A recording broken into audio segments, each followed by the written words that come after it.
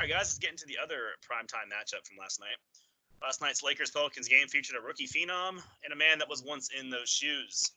LeBron James put in 40 points to lift the Lakers over Zion and the Pelicans 118 to 109. New Orleans got 34 points from former Laker Brandon Ingram and 29 from Zion, but not much else, and the duo's scoring efforts did fall off in the fourth quarter. Lakers extend their current win streak to 6 and remain 5 games ahead of the Clippers. Meanwhile, the Pelicans are still 4.5 games behind Memphis for the 8th seed. All right, Drink. Has the Lakers' recent winning streak restored your confidence in them? No, because I did see that. No, like when I say confidence, I'm confident in them, but I still have reservations. Reservations is probably the better word I would use. Listen, I seen them play the Boston Celtics. I seen that game as well, just like I seen this Pelicans game and this recent Grizzly game. You're supposed to do that to the Grizzlies. You're supposed to do that to the Pelicans. If you had done this against the Celtics, though, I would have been a little more impressed. But that didn't happen. That game came down to the final seconds. And had they missed more free throws than they did miss in that game, we would be talking a whole different situation. Listen, here's the deal. And here's the crazy thing about it, right? Old man LeBron had to reach back into the time machine, put the icy hot on the lower back and the knees, and he had to put the team on the shoulder. Once again, one of my biggest reservations when it comes to this Lakers team is Anthony Davis.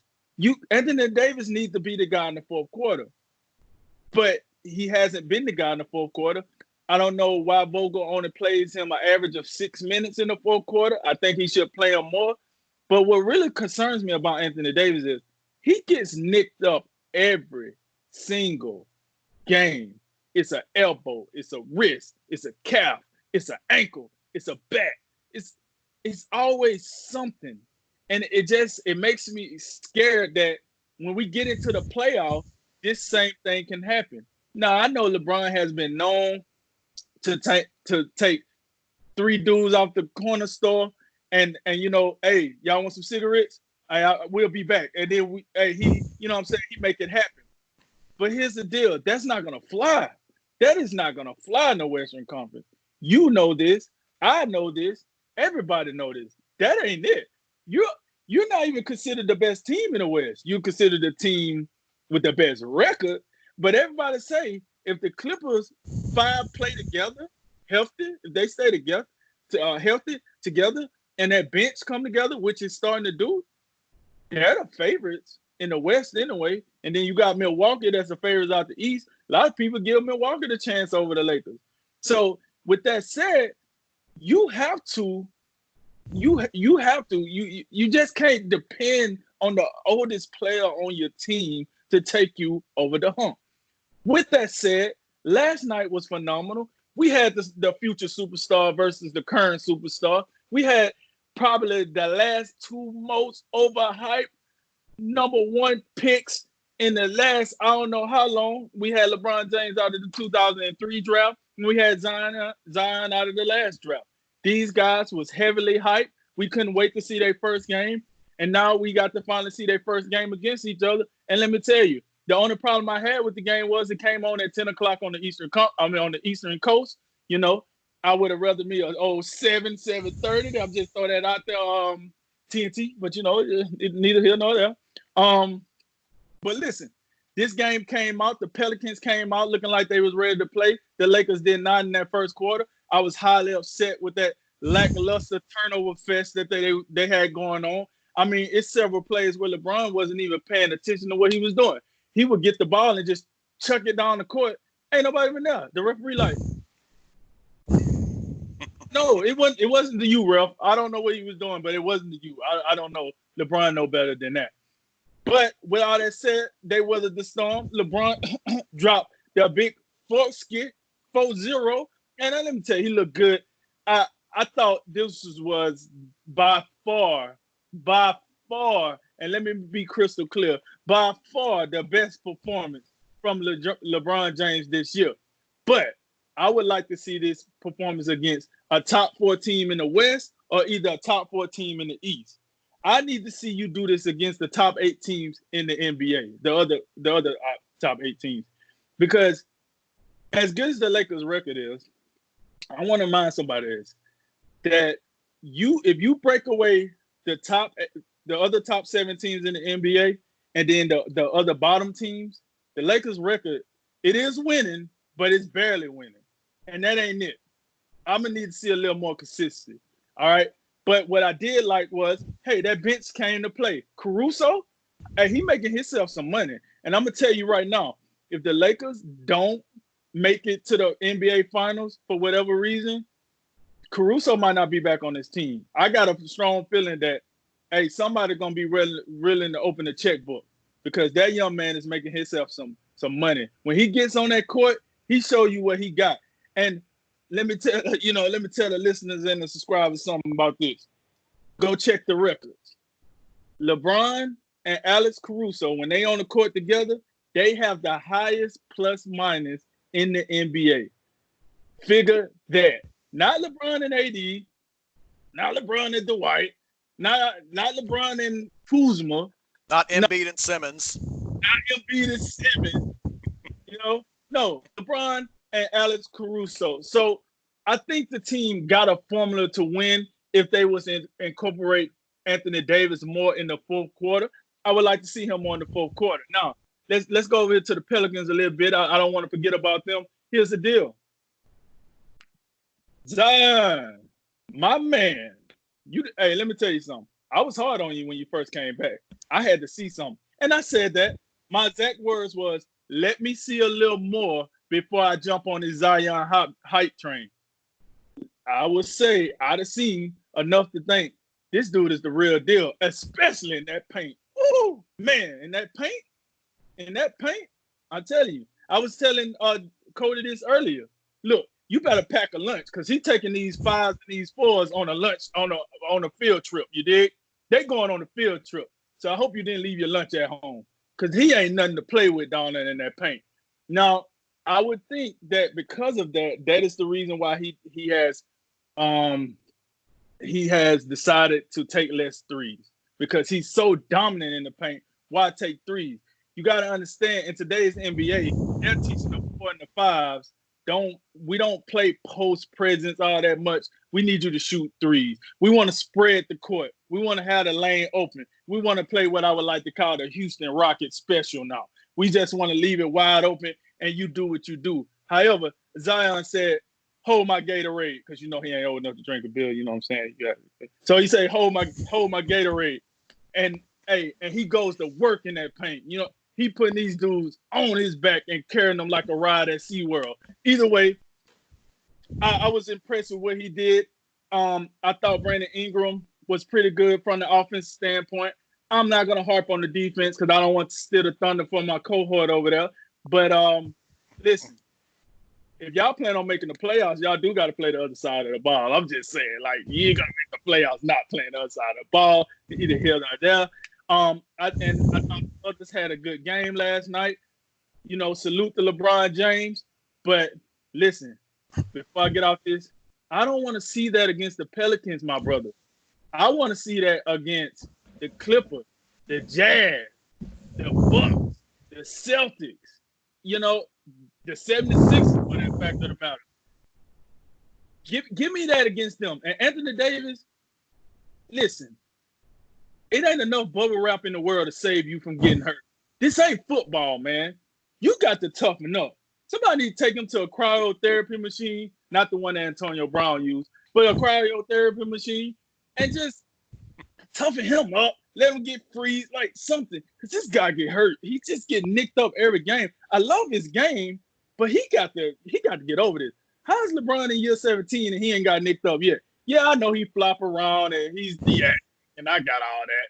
But at the end of the day, it's not that serious. He just do what he do, because he the GOAT, and he want to do how he get down. Over to you, my brother.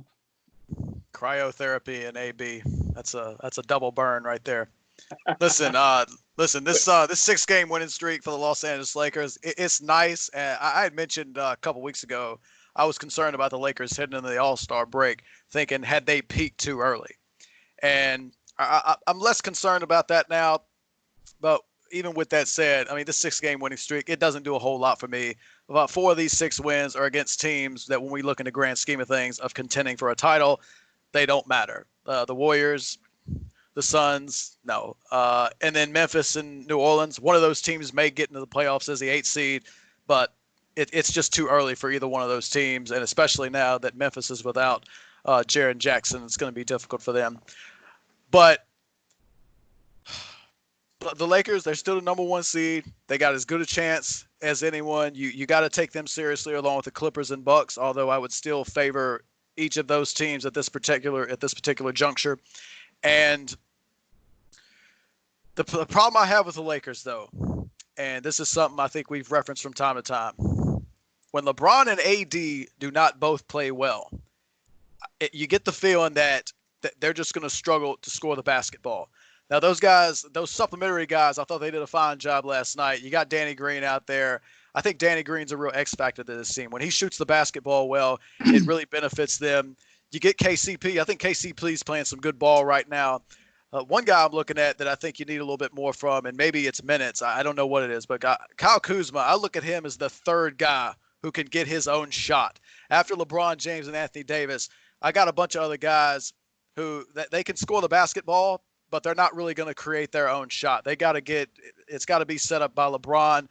Maybe it's got to get set up by Rondo to a lesser degree, but they need some sort of offense, or it needs to be in transition for those guys to get points. Kuzma can get his own.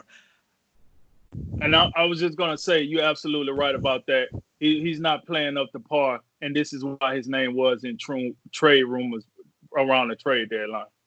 Right. But again, that's what concerns me overall about the Lakers.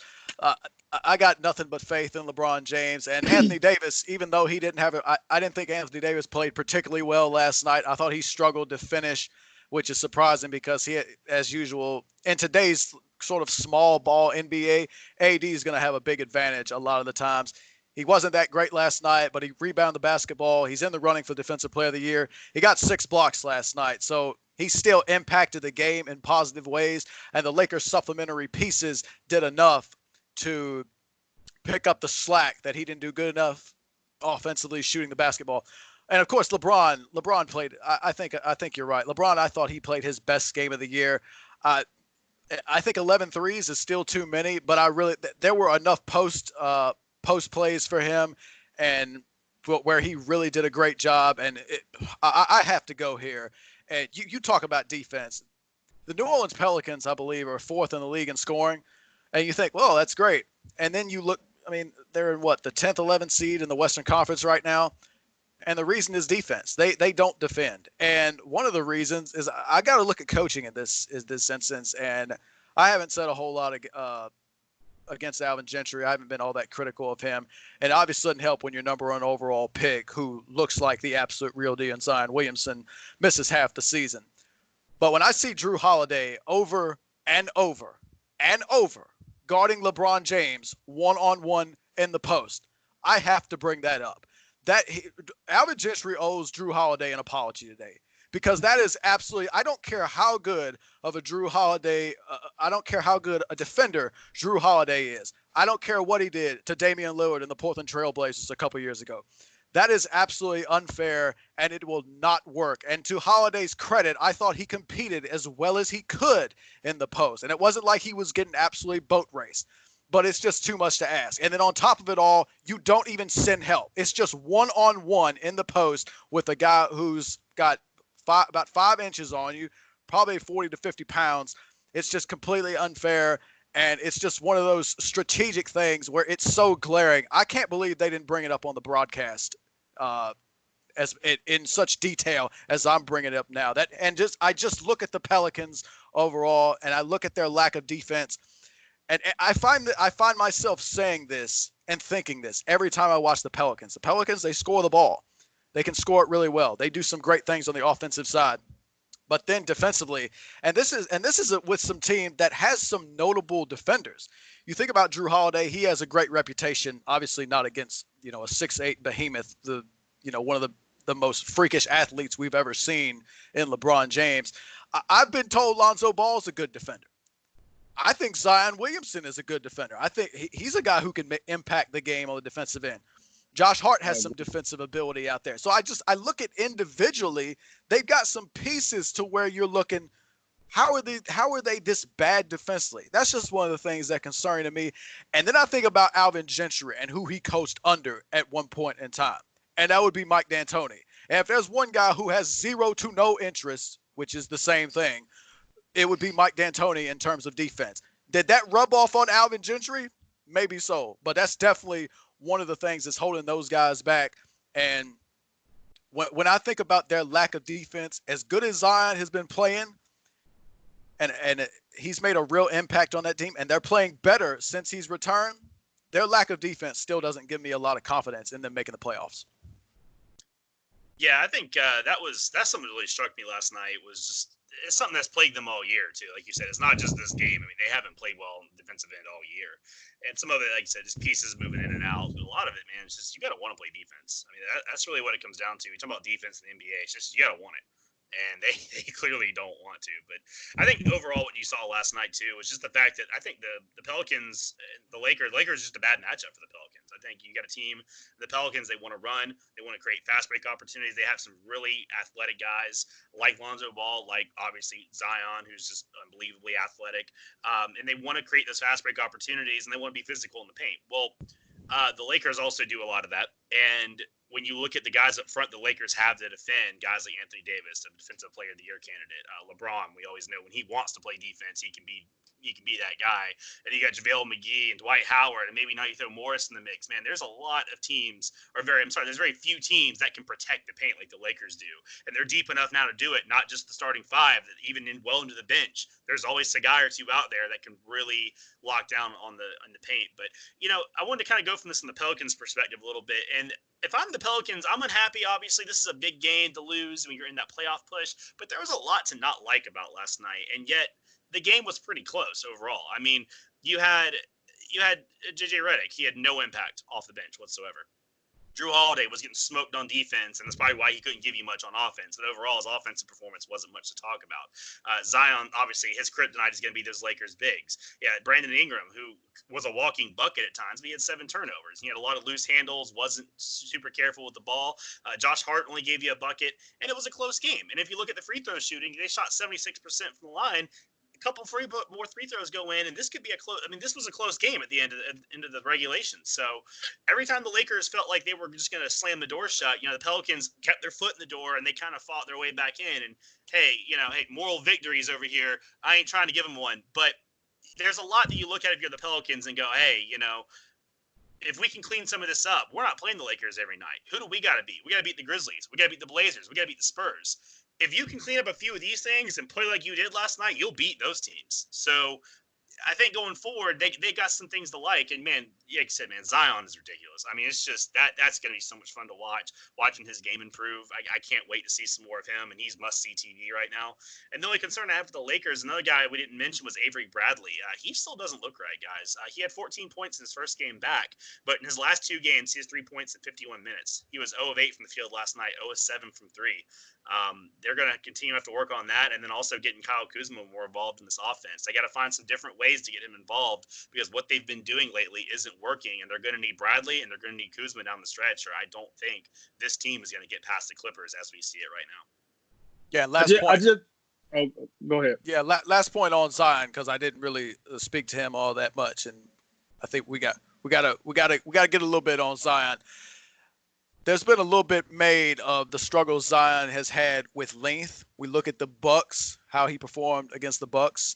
He put up some good numbers, but his shooting percentage, he was rather inefficient in that game.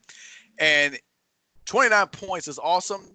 And 8 for 18 on the surface isn't all that bad. But when you consider pretty much everything that he's going for is right at the rim, I mean, 8 for 18 doesn't. If I told you DeAndre Jordan shot 8 for 18, you'd probably be like, "Oh, really? That's pretty bad," because all he does is it's layups and dunks, and so that is a bit concerning on one hand because he at this stage in his early development he is struggling with teams with superior length.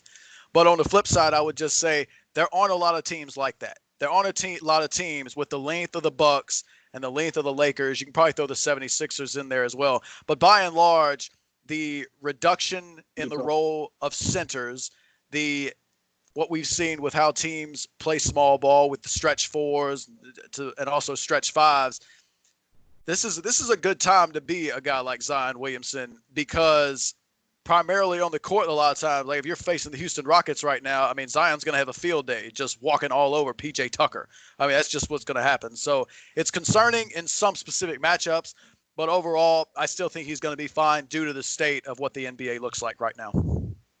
Yeah, I just wanted to hit on your earlier comment, Cody, about Avery Bradley and Kyle Kuzma. Here's the deal with Bradley.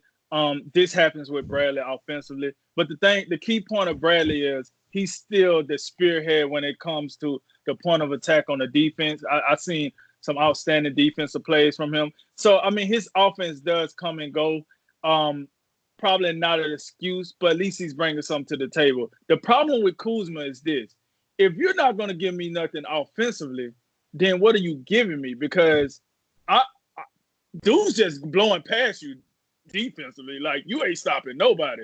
I mean, it looked like an and one mixtape out there the way you going the wrong way. So that's why Kyle Kuzma is a bit more of a liability, because if you're not going to drop buckets, and that's what we need you here to be our third bucket dropper, instead we got to depend more on Caruso, which is not bad, because I like Caruso because he plays defense.